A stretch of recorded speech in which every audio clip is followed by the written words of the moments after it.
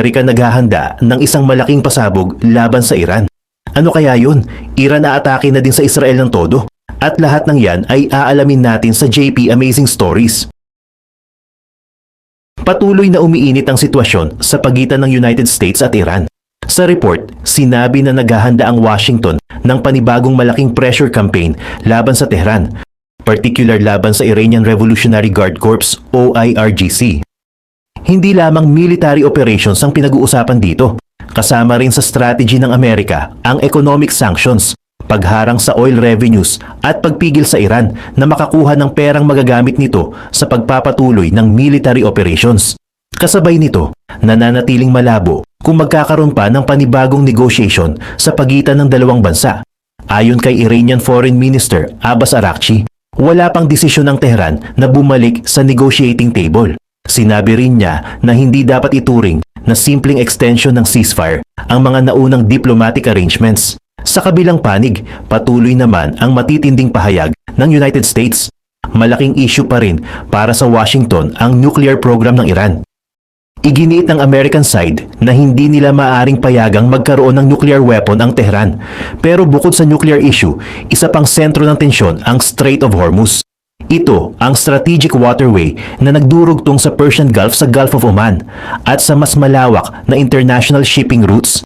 Dahil dito dumadaan ang malaking volume ng langis mula sa Gulf countries, anumang disruption sa Hormuz ay maaaring magkaroon ng epekto sa global oil supply at presyo ng energy. Sa report, ipinakita ang matinding palitan ng salita sa pagitan ng Washington at Tehran tungkol sa kung sino talaga ang may kontrol sa strait. Sinasabi ng American side na kaya nitong kontrolin ang movement ng vessels dahil sa military presence nito sa rehiyon. Pero sagot ng Iranian officials, hindi maaaring kunin ng Amerika ang Strait of Hormuz sa pamamagitan lamang ng declaration, tweet o pagpapadala ng aircraft carrier. Para sa Iran, nananatiling mahalagang bahagi ng kanilang national security ang strait. Dito nagsisimula ang malaking problema kung parehong ayaw umatras ng United States at Iran. Kahit maliit na military incident sa dagat ay maaring maging dahilan ng mas malaking confrontation. At habang wala pang malinaw na diplomatic solution, patuloy na tumataas ang possibility ng bagong escalation.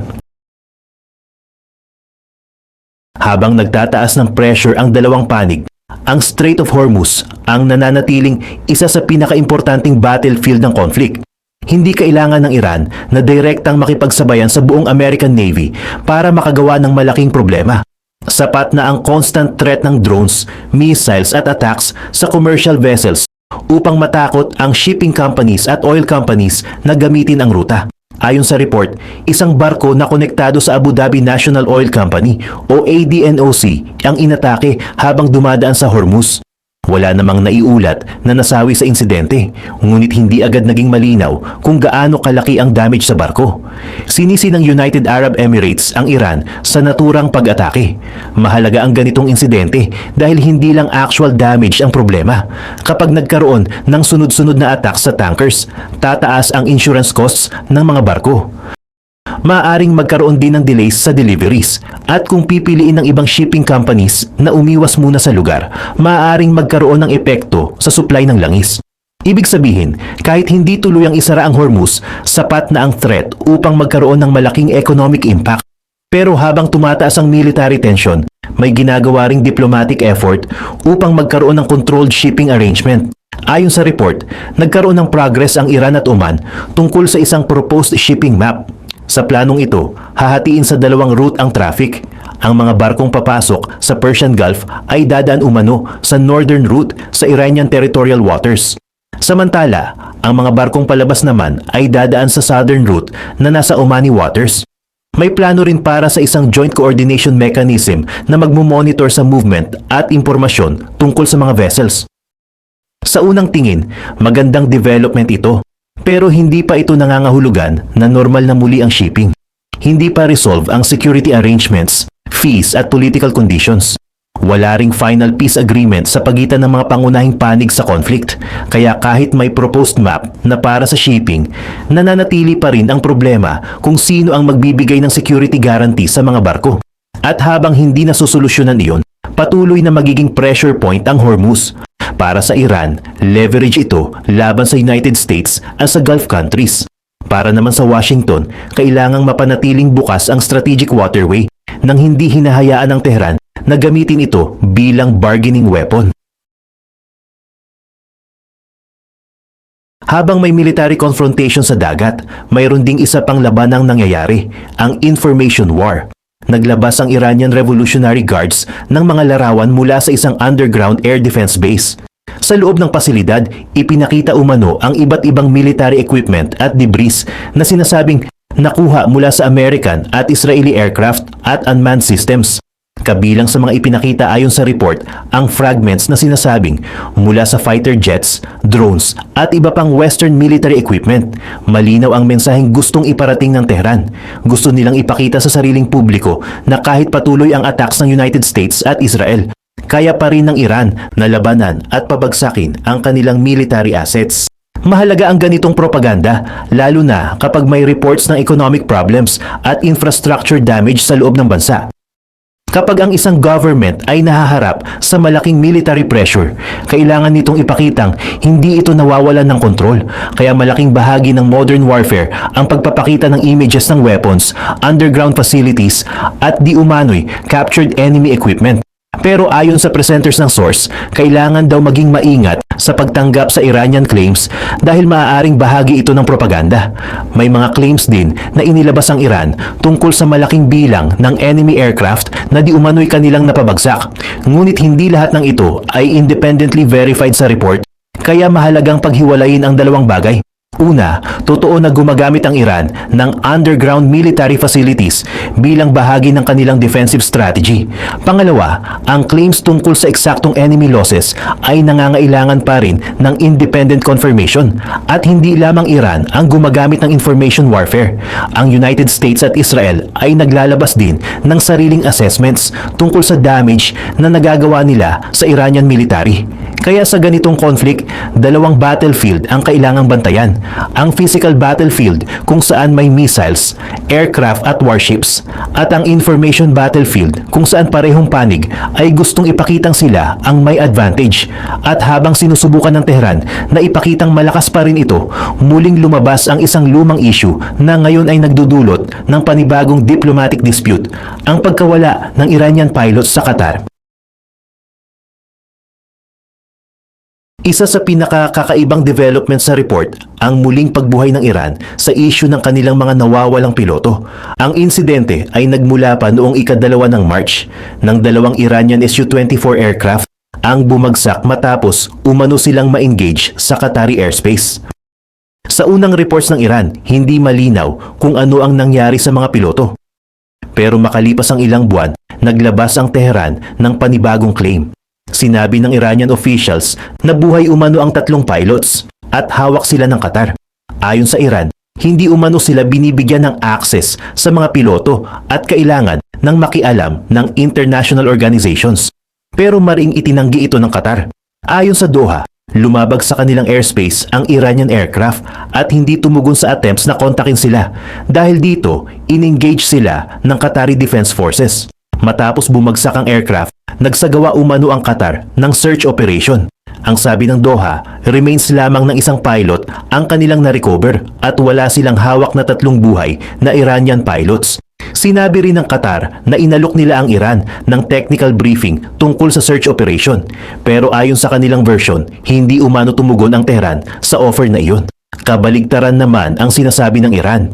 Ayon sa Iranian officials, naghihintay umano ang kanilang investigative team ng permission upang makapasok sa Qatar at imbestigahan mismo ang nangyari. Ibig sabihin, dalawang magkasalungat na kwento ang umiiral. Iran, buhay ang pilots at hawak sila ng Qatar. Qatar, wala silang hawak na buhay na Iranian pilots at remains lamang ng isa ang nahanap nila. Hindi pa natatapos doon ang issue.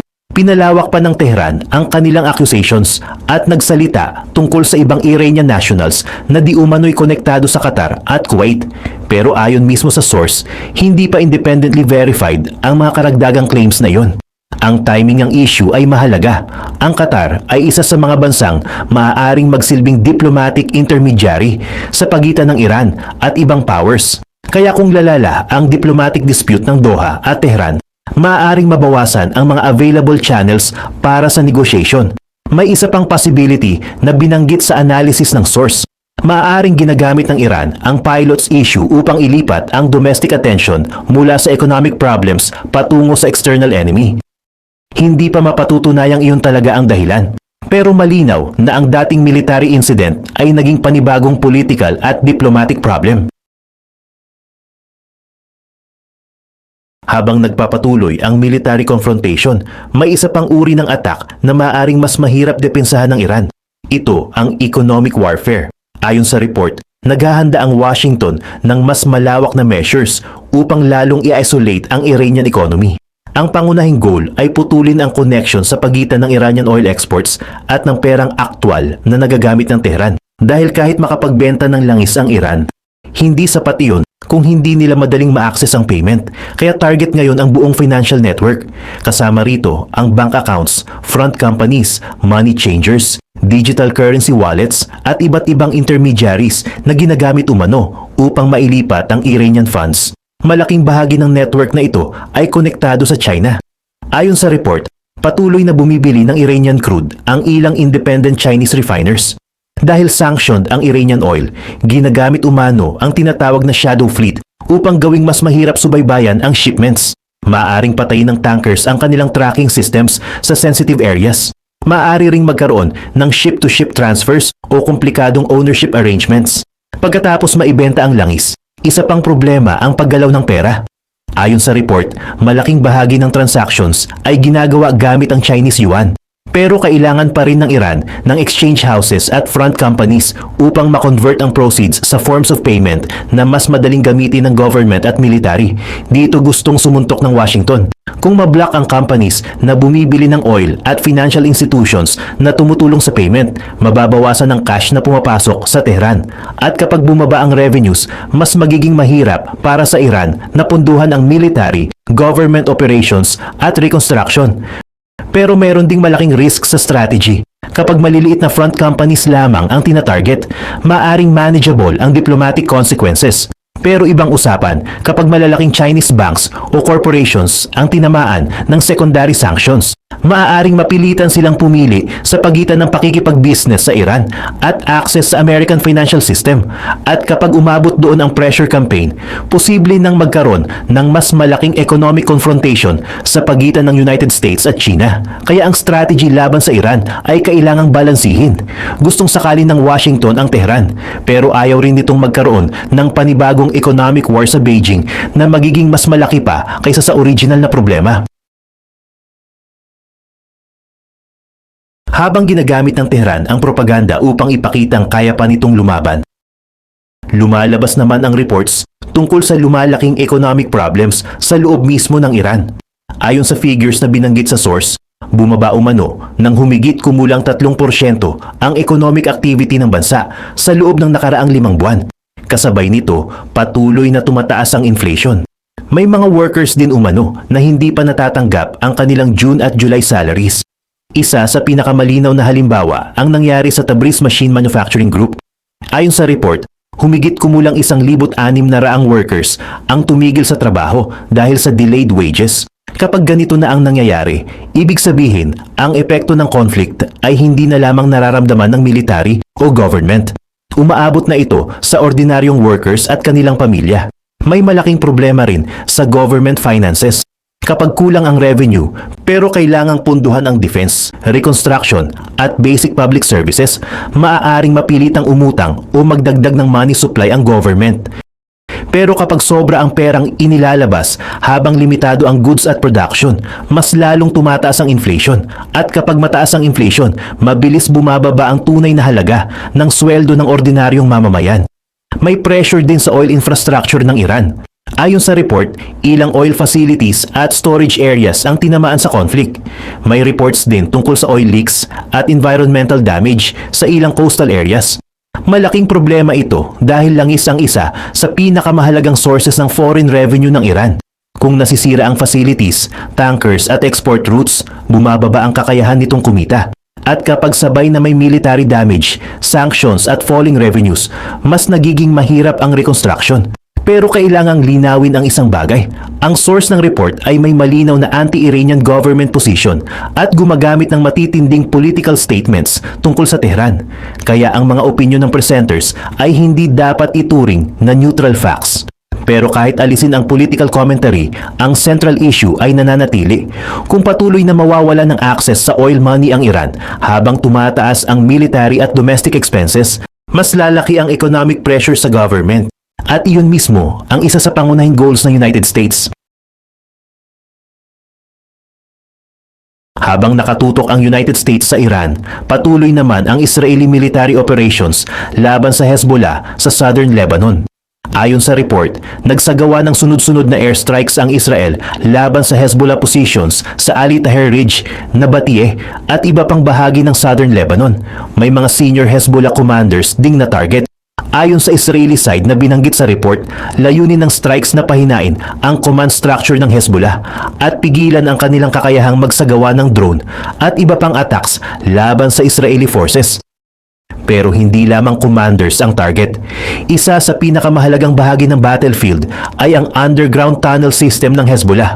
Ang mga tunnel ay ginawa upang magsilbing protected command centers, storage areas at fighting positions.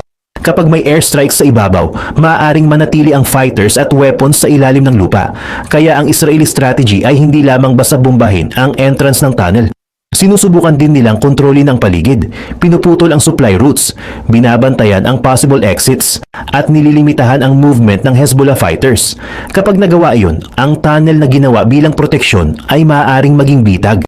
Dahil kahit ligtas mula sa airstrike ang fighters sa ilalim ng lupa, kailangan pa rin nila ng pagkain, ammunition, communication at paraan para makalabas. Pero hindi pa rin nawawala ang kakayahan ng Hezbollah na umatake. Ayon sa report, isang explosive Hezbollah drone ang tumama malapit sa Israeli Combat Engineering Forces. 3 Israeli soldiers ang nasugatan. 2 umano ang nasa serious condition habang isa naman ang moderate. Matapos iyon, mas lumawak ang Israeli response. Tinarget ang Hezbollah infrastructure at command positions habang gumamit din ng artillery sa ibang areas. Pero dito pumapasok ang diplomatic problem. May inaasahang panibagong round ng Israel-Lebanon negotiations sa Rome. Kung magpapatuloy ang escalation, maaaring maapektuhan ang negotiations bago pa magkaroon ng anumang kasunduan. At dahil malapit ang Hezbollah sa Iran, binabantayan din kung ano ang gagawin ng Tehran. Sa ngayon, ayon mismo sa report, wala pang confirmed direct Iranian entry sa fighting sa Lebanon. Pero kung lalong maipit ang Hezbollah at mawalan ng strategic positions, maaaring tumaas ang pressure sa Iran na dagdagan ng assistance sa grupo. At iyon ang isa pang posibleng dahilan ng mas malaking regional escalation. Sa huling bahagi ng kwento, malinaw na sabay-sabay ang pressure na kinakaharap ngayon ng Iran. Una, may military pressure mula sa United States at Israel. Ayon sa report, matagal nang deployed ang USS Abraham Lincoln at malaking bahagi ito ng American operations sa rehiyon. Habang nagpapatuloy ang deployment, gumagalaw naman ang USS George Washington mula Pacific upang suportahan ang carrier rotation. Binanggit din ang USS George H.W. Bush na nasa mas malawak na operational region. Mahalaga ang carrier rotation dahil ipinapakita nitong naghahanda ang Washington para sa sustained pressure. Hindi maaring forever nasa deployment ang isang carrier crew. Kailangan itong palitan kung nais ng United States na mapanatili ang military presence sa loob ng mahabang panahon. Ikalawa, may economic pressure. Tinatarget ng Washington ang oil exports, shadow banking network, money changers at financial intermediaries ng Iran. Ang idea ay simple. Kung hindi makakuha ng sapat na pera ang Tehran, mas mahirap punduhan ang missiles, military operations at reconstruction. Ikatlo, may regional pressure. Nahaharap sa Israeli attacks ang Hezbollah sa Lebanon. May tension din sa Hormuz. At patuloy na factor ang Houthis sa Yemen at iba pang Iranian-linked groups sa rehiyon. Pero hindi rin dapat maliitin ng Iran. Ayon sa report, patuloy na concern ng Israel ang kakayahan ng Tehran na muling gumawa ng ballistic missiles. May claims mula sa Iranian side na mabilis ang kanilang production. May Israeli assessments din na binanggit sa source tungkol sa posibilidad na makagawa ang Iran ng malaking bilang ng ballistic missiles bawat buwan sa favorable conditions. Gayunman, sinabi rin mismo sa report na walang public evidence na completely restored na ng Iran ang buong pre-war missile arsenal nito. Kaya malaking factor ang oras. Kung mas mabilis na makakabawi ang missile production ng Iran kaysa sa damage na nagagawa sa kanilang military infrastructure, maaaring bumalik ang malaking threat. Pero kung mas mabilis naman ang economic collapse at destruction ng military capabilities kaysa sa reconstruction, maaaring mapilitang makipag-negotiate ang Tehran at dito haharap ang Iran sa pinakamahirap na desisyon. Makikipagkasundo ba sila habang kaya pa nilang makakuha ng acceptable terms? O pipiliin nilang gamitin ang natitirang military leverage upang palawakin ang conflict? Kapag pinili ng Tehran ang escalation, maraming paraan itong maaaring gawin. Maaaring magkaroon ng mas maraming pressure sa Hormuz. Maaaring lumakas ang activity ng regional allies at proxies. At maaari ring magkaroon ng panibagong missile confrontation. Pero lahat ng escalation ay mayroon ding kapalit. Kapag lumawak ang attacks, maaaring maging dahilan yon para mas palakasin pa ng United States at Israel ang military operations laban sa Iran. Sa kabilang banda, kung makikipag-negotiate ang Tehran, kailangan nitong timbangin kung ano ang handa nitong isuko kapalit ng pagbabawas ng sanctions at military pressure. Kaya sa ngayon, hindi pa malinaw kung ano ang magiging final decision ng Iranian leadership. Ayon sa closing assessment ng report, ang malaking tanong ngayon ay kung kaya bang tiisin ng Tehran ang sabay-sabay na pressure o kung pipiliin nitong palawakin ang digmaan bago tuluyang lumiit ang options nito. Sa susunod na mga developments, ang magiging kilos ng Iran ang isa sa pinakamahalagang babantayan dahil isang maling hakbang lamang sa Hormuz, Lebanon o Persian Gulf ay maaaring muling magdala sa buong rehiyon sa mas malaking escalation.